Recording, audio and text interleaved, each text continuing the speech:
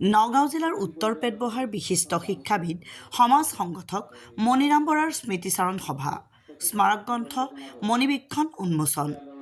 নগাঁও জিলাৰ উত্তৰ পেটবহাত 1935 চনৰ 10 জানুৱাৰীত জন্মগ্ৰহণ কৰা বিশিষ্ট শিক্ষাবিদ সমাজকৰ্মী অভিনেতা সুবক্তা মণিৰাম বৰাৰ সোঁৱৰণত তেখেতৰ নিজা বাসগৃহত আদ্য শ্ৰাদ্ধ উপলক্ষে 1 এপ্ৰিল তাৰিখ বুধবাৰে এখন স্মৃতিচাৰণ সভা অনুষ্ঠিত হয়।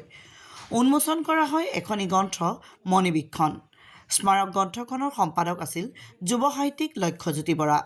বিশিষ্ট শিক্ষাবিদ সমাজকৰ্মী তথা ভকচুং কলেজৰ বিষয় শিক্ষক ৰেৱকান্ত হাজৰিকাই সভাপতিত্ব কৰা স্মৃতিচাৰণ সভাখনৰ উদ্দেশ্য ব্যাখ্যা কৰে কবি লক্ষ্যজ্যোতি বৰাই। গ্ৰন্থখন আনুষ্ঠানিকভাৱে উন্মোচন কৰে প্ৰবীণ অভিনেতা সমাজ সংগঠক তথা অসম চৰকাৰৰ প্ৰাক্তন কেবিনেট মন্ত্ৰী উমেশ চন্দ্ৰ দাসে।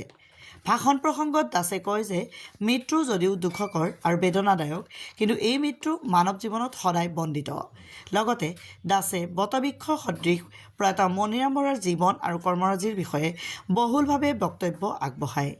অনুষ্ঠানত বিশিষ্ট অতিথি হিচাপে উপস্থিত থাকি বক্তব্য ৰাখে বিশিষ্ট শিক্ষাবিদ কামপুৰ মহাবিদ্যালয়ৰ অৱসৰপ্ৰাপ্ত অধ্যাপক পূৰ্ণানন্দ নাথে। ভাষণত নাথে কয় যে মানৱ জীৱন বৰ অনুপম, জন্ম মৃত্যুৰ শ্বাসত যদিও অকল্পনীয়। লগতে তেওঁ কয় যে শৈশৱৰ পৰা দেখা জ্যেষ্ঠ ব্যক্তিসকলৰ এগৰাকী বিশেষ উল্লেখযোগ্য ব্যক্তি মণিৰাম বৰাৰ মৃত্যুৱে অঞ্চলটোত শূন্যতাৰ সৃষ্টি কৰিছে। উক্ত অনুষ্ঠানত উপস্থিত থাকি বক্তব্য ৰাখে বৰকলা উচ্চতৰ মাধ্যমিক বিদ্যালয়ৰ অৱসৰপ্ৰাপ্ত উপাধ্যক্ষ ললিত নাথে।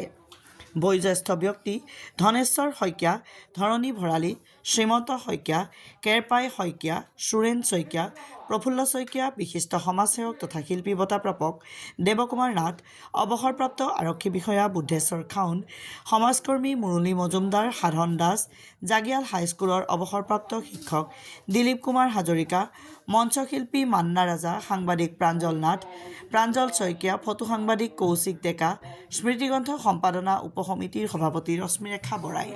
উক্ত সভাত উপস্থিত থাকে অনিমা বৰা, নৰেন্দ্ৰ বৰা, হৰেন্দ্ৰ বৰা, অনিল চন্দ্ৰ বৰা, ৰাণুপ্ৰভা বৰা, সিংহজিৎ দেউৰী, শিৱ বৰা, প্ৰাঞ্জল বৰুৱা, প্ৰীতিৰেখা বৰা, জিম্পী বাৰিক, ভৰত কুমাৰ বৰা, জুৰি বৰা, মুনমুন বৰা, কংকন বৰা, দুলুমণি বৰা, দীপশিখা বৰা, মনীষা বৰা, দেৱাংগ বৰা, ভাস্কৰজ্যোতি শইকীয়া প্ৰমুখ্যে বহু গণ্যমান্য ব্যক্তি।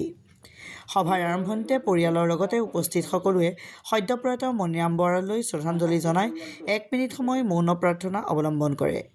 উল্লেখ্য যে উক্ত স্মৃতিচাৰণ সভাতেই সদৌ অসম কবি সন্মিলন আৰু নগাঁও প্ৰেছ ক্লাবৰ তৰফৰ পৰা প্ৰয়াত মণিৰাম বৰাৰ পৰিয়াললৈ একোখনকৈ শোকপত্ৰ প্ৰদান কৰে।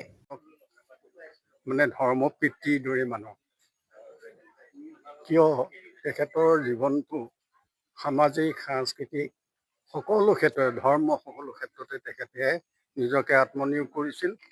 আৰু বিশেষকৈ তেখেতৰ এজন শিক্ষকো আছিল, কেইবাখনো স্কুলত শিক্ষকতা কৰিছিল। গতিকে তেখেতৰ জীৱনটো এটা মহৎ শিক্ষানুষ্ঠানৰ দৰেই আছিল জীৱন। গতিকে তেখেতৰ মই বহুতো তেনেকুৱা অনুষ্ঠানত পাইছোঁ, যিজন মানুহৰ সমাজত উপস্থিতিয়ে সৌষ্ঠৱ বৃদ্ধি কৰিছিল। তেখেত যদি নাথাকে তেতিয়াহ'লে সমাজৰ কিবা এটা শূন্যতা, কিবা এটা ভাল নলগা পৰিৱেশ হৈছিলে। গতিকে তেখেতে সৌষ্ঠৱ আনিব পাৰিছিল। আৰু মই কৈছোঁ তেওঁ এজন ভাল লেখকো আছিলে। আমাৰ চৰ্দাৰ বল্লভ ভাই পেটেল ডিমৌ মজলীয়া বিদ্যালয়ত যি আমাৰ শতবৰ্ষ অনুষ্ঠান হৈছিল, অভ্যৰ্থনা সমিতিৰ তেখেত এজন অন্যতম উপদেষ্টা আছিল। অন্যতম উপদেষ্টা বহুতো উপদেষ্টা আছে, কিন্তু তেখেতে নিবিড়ভাৱে অনুষ্ঠানটো সাফল্যমণ্ডিত হ'বৰ কাৰণে আহুপুৰুষাৰ্থ প্ৰচেষ্টা কৰিছিল। তাৰ তেওঁ সকলো দিশতেই কৰ্মব্যস্ত ৰাইজৰ লগত আছিলেই, ধৰ্মীয় কাৰণতো আছিলে। তেওঁক মই এদিন কৈছিলোঁ যে আপুনি সেই গীতাৰ কৰ্মযোগৰ দৰে সেই আদৰ্শৰেহে আপোনাৰ জীৱন অতিবাহিত কৰিছে, যে আপোনাৰ দৃষ্টিত সদায় সৃষ্টি আছিল। গতিকে তেখেতে সেইবিলাক কাম কৰি গৈছিল। আৰু ডাঙৰ কথা হৈছে যে মণিবীক্ষণ এতিয়া 90 সংখ্যক আছিলে। এখন মণিবীক্ষণ তেখেতৰ সুযোগ্য পিতৃৰ যোগ্য সন্তান আমাৰ লক্ষ্যজ্যোতি বৰাই উলিয়াইছিলে আৰু মোৰ দ্বাৰাই মানে উন্মোচন কৰাৰ দায়িত্ব অৰ্পণ কৰিছিলে। তেতিয়া মই এটা কথা কৈছিলোঁ যে আজিও কৈছোঁ সমাজত যে তেওঁ ভগৱানে শতায়ু গৰকিবলৈ কৃপা কৰক, কিন্তু সেইটো নহ'ল। ৯২ বছৰতে তেখেত গুচি গ'ল যদিও সমাজৰ তেওঁ এজন বটবৃক্ষস্বৰূপ আছিল। য'ত পথৰুৱা বাটৰুৱা সকলোৱে ভাগৰ জিৰাইছিল, য'ত ৰোৱনী দাৱনীয়ে সকলোৱে মহলা মাৰি ছাঁত অলপ বহিছিল, জিৰাইছিল, এই সকলোখিনি আজি এখন সমাজে তেওঁৰ ছাঁত জিৰণি লোৱা এই বটবৃক্ষডাল বজ্ৰাহত হৈ নিঃশেষ হৈ গ'ল। গতিকে এতিয়া আমাৰ কি হৈছে, সমাজে আৰু ৰাইজে অতিশয় মানে এটা দুঃসহ অনুভৱ কৰিব লগা হৈছে।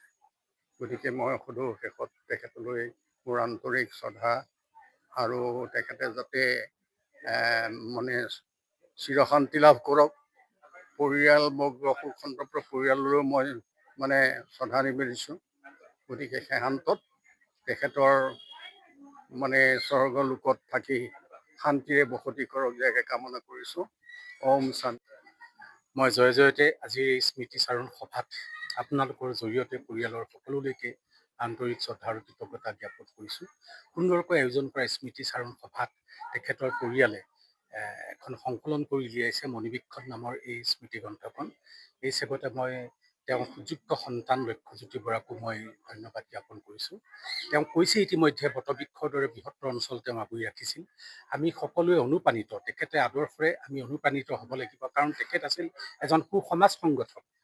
মাৰ্জিত ব্যৱহাৰ, ভদ্ৰ আচৰণ, মাৰ্জিত সাজপাৰ, এগৰাকী সঁচা কথা ক'বলৈ গ'লে ধৰ্মপ্ৰাণ ব্যক্তি। আমাৰ সকলো অনুষ্ঠানৰ লগত তেখেতে ওতঃপ্ৰোতভাৱে জড়িত। বিভিন্ন আদৰ্শগত তেখেতৰ মানৱীয় গুণেৰে আমাক উৎসাহিত কৰি তুলিছিল। নতুন প্ৰজন্মৰে তেখেতৰ পৰা শিকিবলগীয়া আমাৰ বহুত কথা আছে।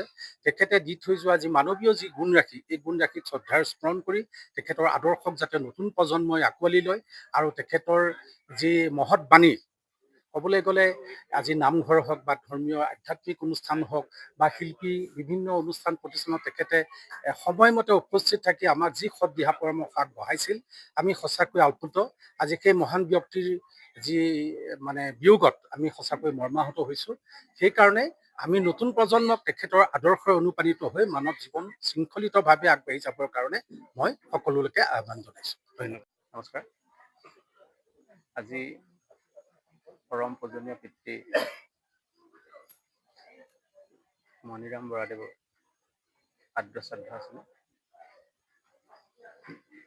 1935 চনৰ 10 জানুৱাৰী তাৰিখে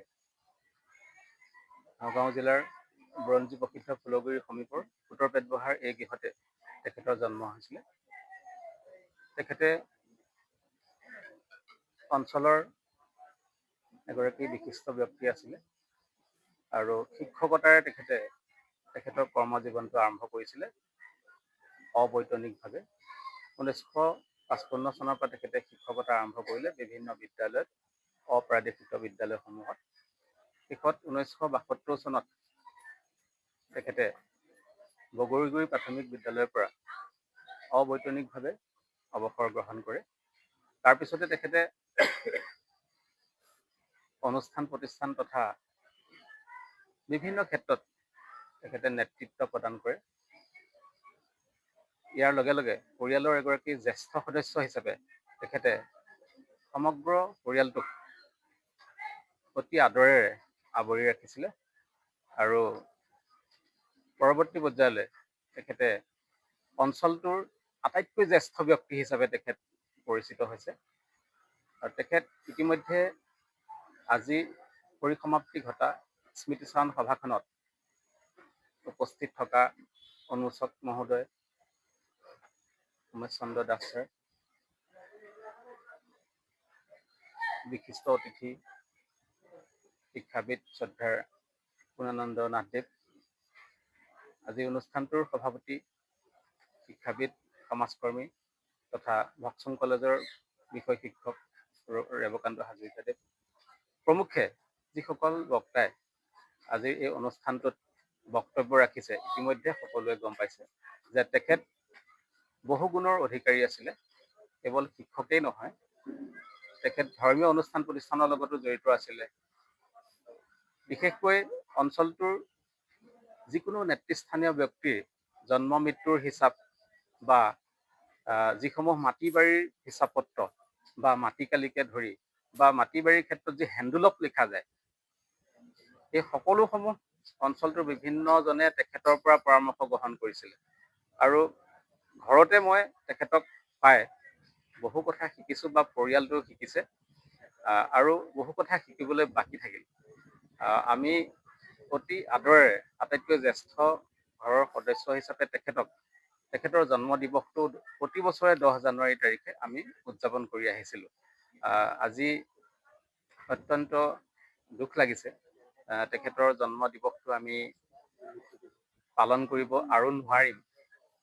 আমি চেষ্টা কৰিম তেখেতৰ মৃত্যু দিৱসটো অৰ্থাৎ 22 মাৰ্চ তাৰিখটো তেখেতৰ জন্ম দিৱসটো যেনেধৰণে উদযাপন কৰোঁ, তেনেধৰণে তেখেতৰ মৃত্যু দিৱসটো এনেধৰণে এখন গ্ৰন্থই হওক বা এখন বিদ্বৎ সমাজক আমন্ত্ৰণ জনাই তেখেতৰ স্মৃতিসমূহ সজীৱ কৰি ৰাখিবৰ বাবে 22 মাৰ্চ তাৰিখটো আমি পৰৱৰ্তী পৰ্যায়ত পৰিয়ালৰ তৰফৰ পৰা উদযাপন কৰিবৰ বাবে প্ৰয়াস কৰিম। এইখিনিতে উপস্থিত আজিৰ অনুষ্ঠানটোত যিসকল শ্ৰদ্ধাৰ ব্যক্তি আছিলে তেখেতসকলক আন্তৰিক শ্ৰদ্ধা জনাইছোঁ, আৰু উপস্থিত সমাজৰ জ্যেষ্ঠসকল, মাতৃসকল তথা সকলোকে মই আন্তৰিক কৃতজ্ঞতা জনাইছোঁ। আৰু তেখেতৰ স্মৃতিসমূহ আজিৰ এই প্ৰকাশিত স্মৃতি গ্ৰন্থ মণিবীক্ষণ আমাৰ দ্বাৰা সম্পাদিত হৈছিলে। খুব কম সময়তে গ্ৰন্থখন সম্পাদনা কৰিব লগা হ'ল। ইয়াত কিছু দুই এটা ভুল থাকিব পাৰে, তাৰ বাবে আপোনালোকে নিজৰ সন্তান বুলি ক্ষমা কৰিব। আৰু লগতে এই স্মৃতি গ্ৰন্থখনত তথা এখন দস্তাবেজ হিচাপে যি পৰিগণিত হৈছে বুলি আপোনালোকৰ বক্তব্যত গম পাইছে, গতিকে এইখন যাতে সকলোৱে অতি আদৰেৰে ৰাখে, আৰু আমিও পৰিয়ালৰ তৰফৰ পৰা স্মৃতি গ্ৰন্থখন তথা তেখেতৰ স্মৃতিসমূহ সদায় সজীৱ কৰি ৰাখিবৰ বাবে চেষ্টা ৰাখিম, আৰু আপোনালোকৰ সহায় সহযোগিতা আগন্তুক দিনত কামনা কৰিম। পুনৰ সকলোলৈকে কৃতজ্ঞতা জনাইছোঁ, আৰু আগন্তুক সময়ত তেখেতৰ মৃত্যু দিৱসটো 22 মাৰ্চটো আমি এনেধৰণে উদযাপন কৰিবলৈ যাম বুলি চেষ্টা কৰিম। পৰিয়ালৰ তৰফৰ পৰা ইমানেই কৈছোঁ। ধন্যবাদ। নগাঁৱৰ পৰা প্ৰাঞ্জল নাথৰ ৰিপৰ্ট।